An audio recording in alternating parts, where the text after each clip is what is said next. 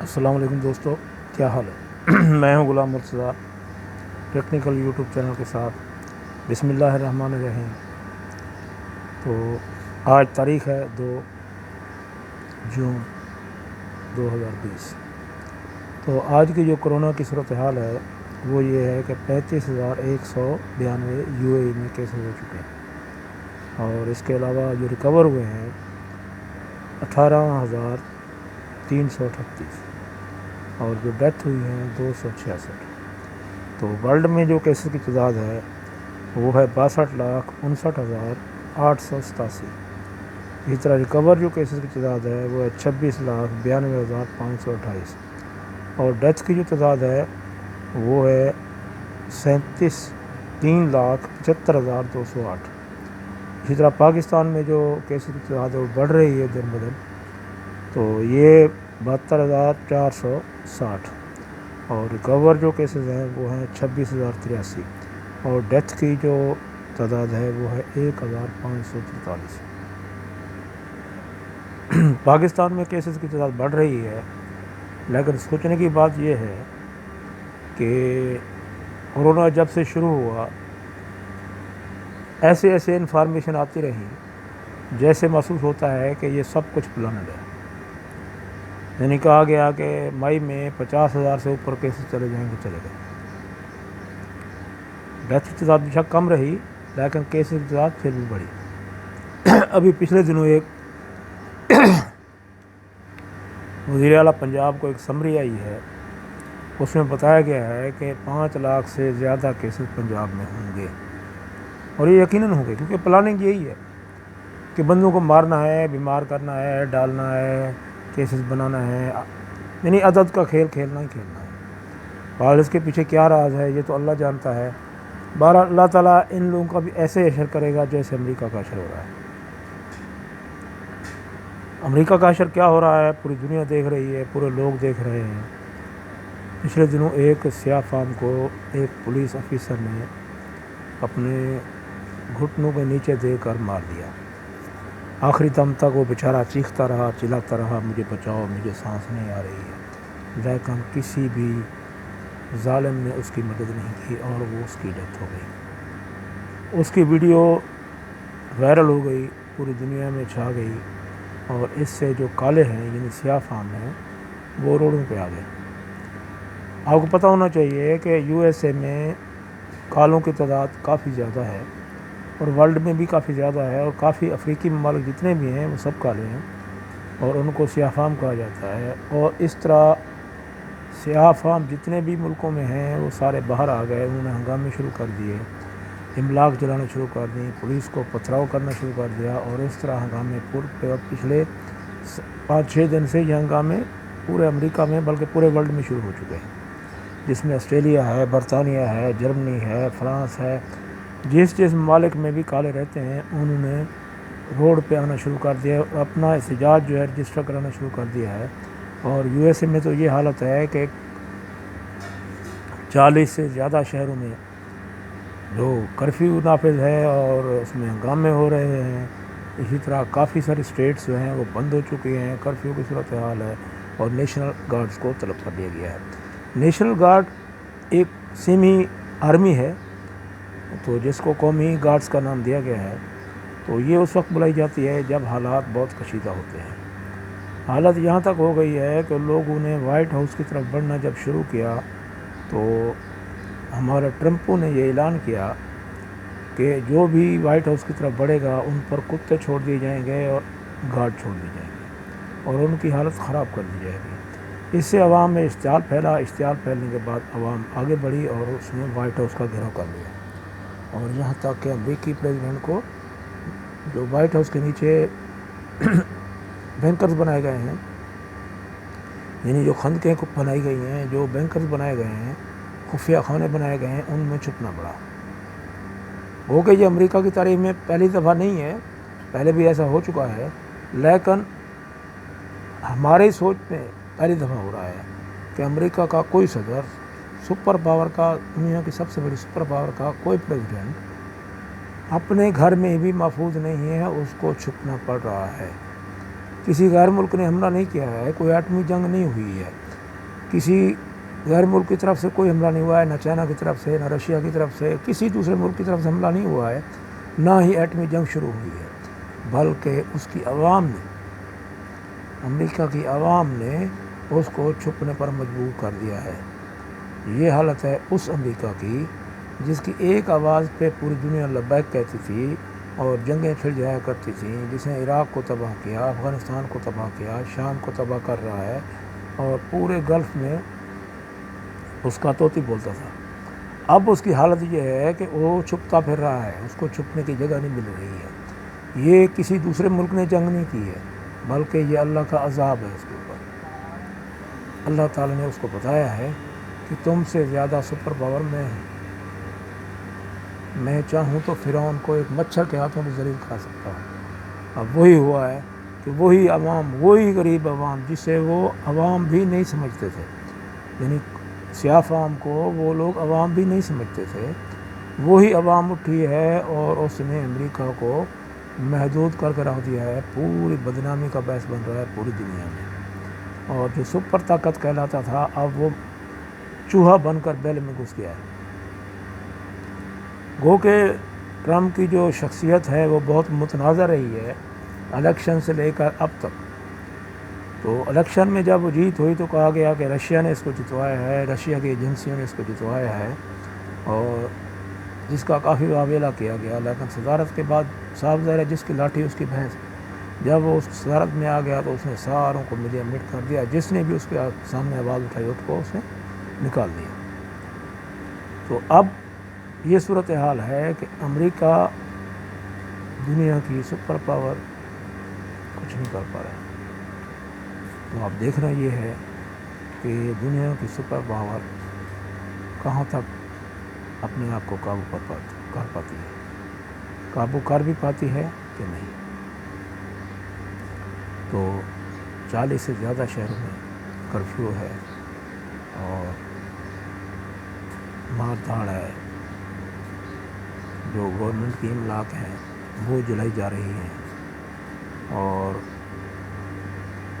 Police بھی action لے رہی ہے، اور کالوں کے ساتھ گورے بھی شامل ہو چکے ہیں، اور گورے ایسے ہی شامل ہو چکے ہیں جیسے انڈیا میں مسلمانوں کی املاک جلائی گئی، مسلمانوں کو گھیراؤ کیا گیا، جو لیبرل قسم کے ہندو تھے انہوں نے مسلمانوں کا ساتھ دیا، تو سیم اسی طرح کالوں کا ساتھ گورے بھی دے رہے ہیں۔ ابھی سوچنا یہ ہے کہ ابھی یہ جو سپر پاور ہے وہ کیا کرنا چاہتا ہے۔ ابھی الیکشن بھی سر پہ ہیں، تقریباً 5 مہینے رہ گئے ہیں الیکشن میں، یعنی صدارت کے الیکشن میں 5 مہینے رہ گئے ہیں۔ اس 5 مہینے میں اس کو اپنے الیکشن کے لالچ سے پڑے ہوئے ہیں ٹرمپ کو، لیکن اب یہ بھی امکان ہے ہو سکتا ہے الیکشن ہوں یا نہ ہو، کیونکہ ایک تو کرونا کی صورتحال نے امریکہ کو ڈاؤن کر دیا، دوسرا یہ جو خانہ جنگی نے اس کو ڈاؤن کر دیا۔ ابھی دیکھنا یہ ہے کہ یہ خانہ جنگی کی تاب لاتا ہے کہ نہیں، یا امریکہ کے حصے بکھرے ہو جاتے ہیں۔ اسی طرح اب انڈیا چائنا کی وار بھی جاری ہے۔ چائنا دن بدن بڑھتا جا رہا ہے، اپنی جو ویپنز ہیں وہ بارڈر پہ لا رہا ہے، بارڈر کے اندر لا رہا ہے۔ تو اسی طرح نیپال بھی اپنی سرحد پہ آرمی لا رہا ہے، اپنے ویپن لا رہا ہے، انڈیا کو اس نے دھمکی دی ہے کہ اس کے جو علاقے ہیں وہ چھوڑ دیے جائیں، ٹھیک ہے۔ تو کالا پانی ہو گیا، کالی ماتا دریا ہو گیا، اس علاقے کے جو علاقے ہیں وہ چھوڑ دو۔ اب دیکھنا یہ ہے کہ انڈیا کیا کرتا ہے۔ سنا ہے کہ کچھ جھڑپیں بھی ہوئی ہیں جس میں انڈیا کچھ سپاہی جو ہیں وہ اس نے گرفتار کر لیے ہیں اور کچھ زخمی ہوئے ہیں۔ چھوٹی بہت جھڑپ ہوئی ہے جس کو خبر نہیں دی گئی، بہرحال کئی میڈیا نے خبر نہیں دی ہے۔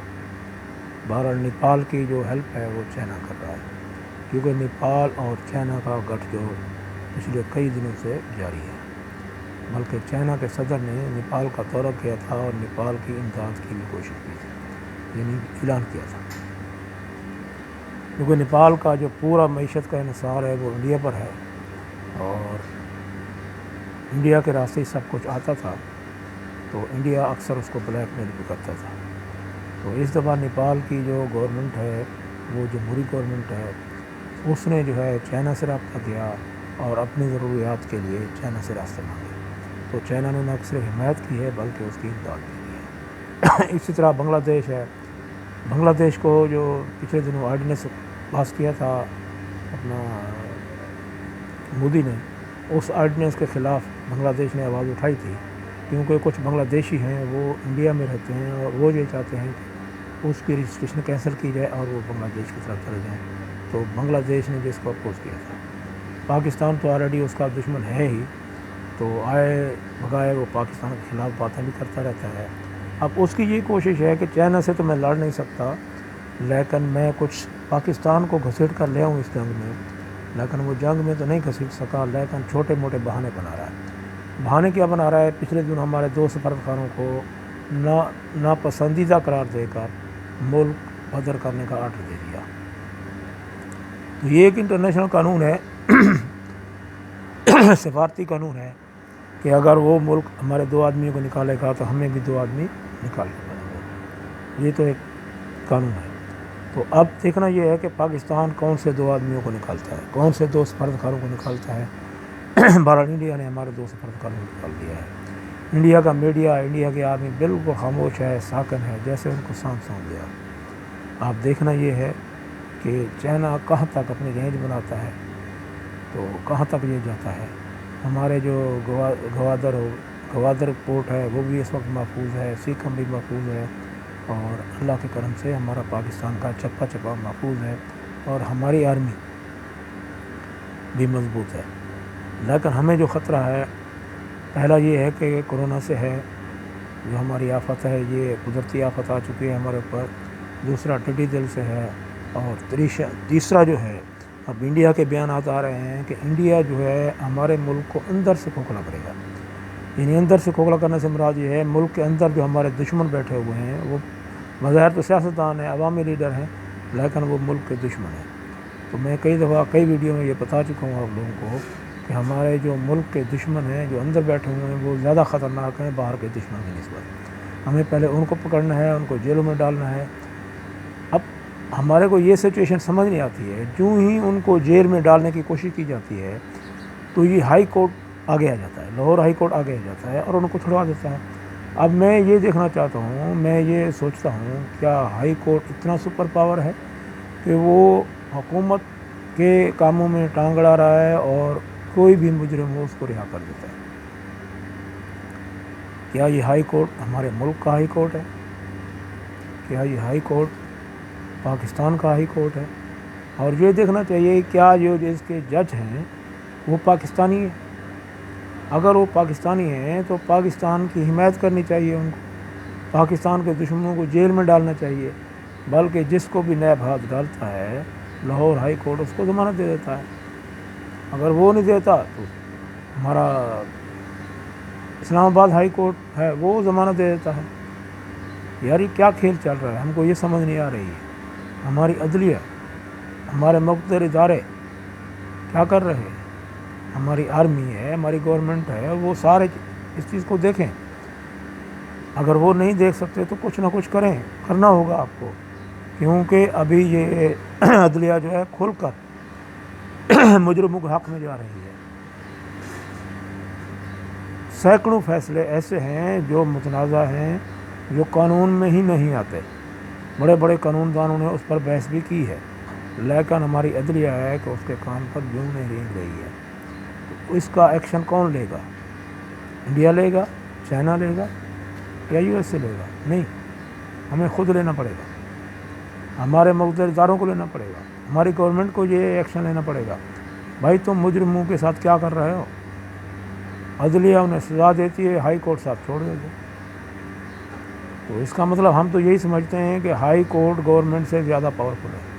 پچھلے دنوں جہاں اپوزیشن لیڈر کو آج کے دن نیب میں پیشی ہے، اور پیشی سے پہلے ہی اس نے ضمانت کی درخواست دے دی ہے، اور آج اس کو ضمانت بھی مل جائے گی۔